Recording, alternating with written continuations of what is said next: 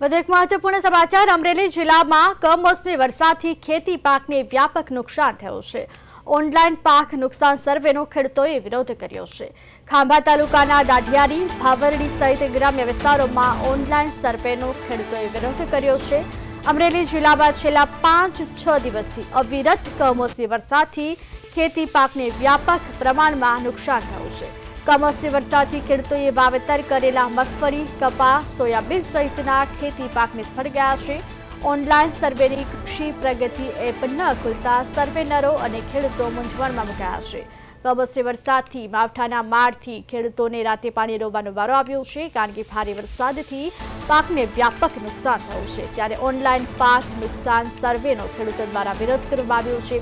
સતત અવિરત વરસાદથી પાકને નુકસાન થયું છે। મગફળી, કપાસ, સોયાબીન જેવા પાકને ભારે નુકસાન થયું છે, પરંતુ ખેડૂતો મૂંઝવણમાં મુકાયા છે, કારણ કે ઓનલાઈન સર્વેનું જે એપ્લિકેશન છે તેને લઈ ખેડૂતો મૂંઝવણમાં। ત્યારે કમોસમી વરસાદથી પાકને નુકસાન થયું, પરંતુ ઓનલાઈન સર્વેનો ખેડૂતો દ્વારા વિરોધ કરવામાં આવ્યો છે। ઓનલાઈન પાક નુકસાન સર્વેનો ખેડૂતોએ વિરોધ કર્યો।